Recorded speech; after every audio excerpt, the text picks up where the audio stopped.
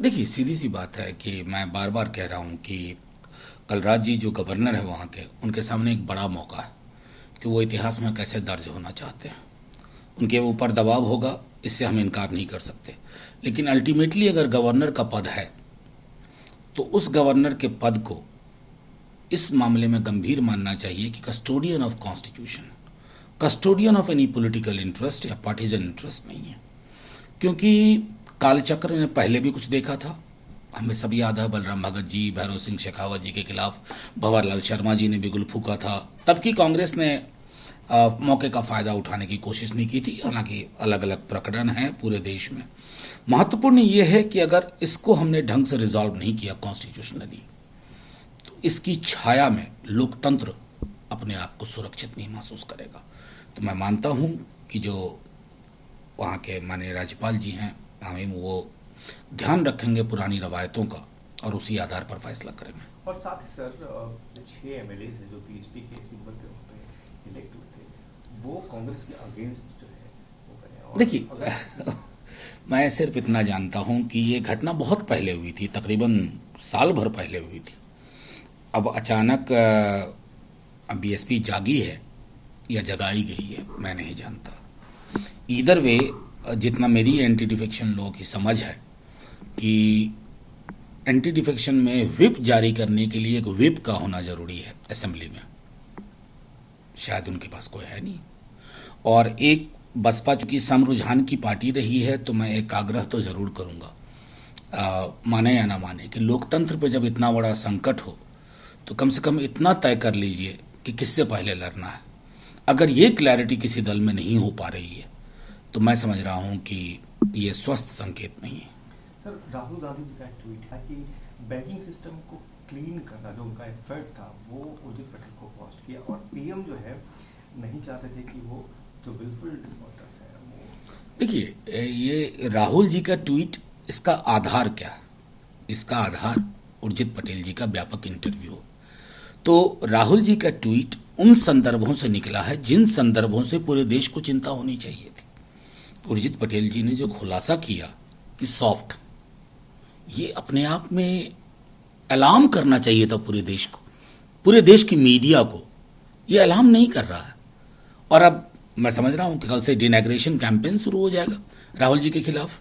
यहां तो मुश्किल ये है कि देश के ताजा हालात के बारे में बोलो, जो मुश्किल संदर्भ है, चाहे सरहद हो या हमारी हदों में, कोरोना हो या अर्थव्यवस्था हो, लेकिन एक ऑर्केस्ट्रा टीम काम कर रही है ऑल इज वेल की। वो कैप्सूल जो लेने से इनकार करे वो देश का गद्दार है। कमाल है साहब, देश और सरकार हमारे देखते देखते एक हो गई, होना नहीं चाहिए था। प्रियंका गांधी ने सर एक लेटर सीएम आदित्यनाथ को, और उसमें ये बात कही है कि जो किडनैपिंग के केसेस हैं यूपी के अंदर वो इंक्रीज कर रहे हैं, उसका रेट इंक्रीज कर रहा है और अलार्मिंग सिचुएशन है। अलार्मिंग छोटा शब्द, मैं माफी के साथ कहूं, उत्तर प्रदेश के जो हालात हैं, भाजपा के खुद के लोग चिंतित हैं। कई लोगों से मेरी बातचीत भी हुई है, मैं नाम लेकर के उनको संकट में नहीं डालना चाहता। उत्तर प्रदेश में बहुत बड़ा मैंडेट मिला था बीजेपी को। हाल के कई वर्षों में किसी दल को इतना बड़ा मैंडेट नहीं मिला था, लेकिन वो मैंडेट आदित्यनाथ जी के लिए नहीं था। भाजपा को बेहतर विकल्प पे सोचना चाहिए था, अभी भी वक्त है। क्योंकि उत्तर प्रदेश में हर जिले से प्रतिदिन इस प्रकार की खबरें आ रही हैं। जो दुबई एनकाउंटर था वो अपने आप में हम कोई नहीं भूले।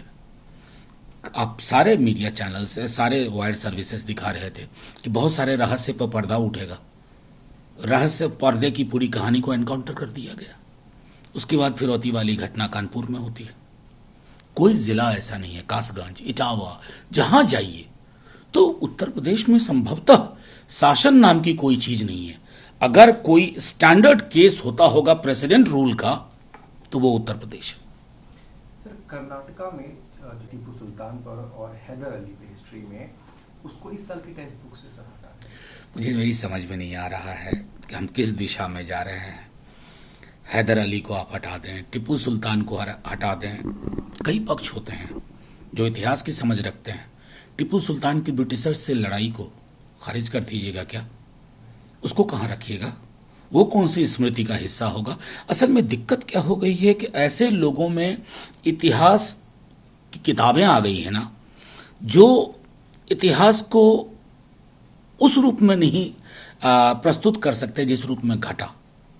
मेरा हमेशा यह मानना है, सड़कों का नाम बदल देने से हकीकत नहीं बदलती।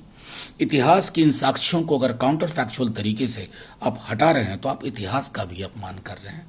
क्या क्या चीजें हैं, अपने बारे में सोचिए। कभी जिन लोगों की सरकार है, एक बार एक इतिहास लिखिए कि आप क्या कर रहे थे अपने जन्म काल से लेकर के आजादी तक।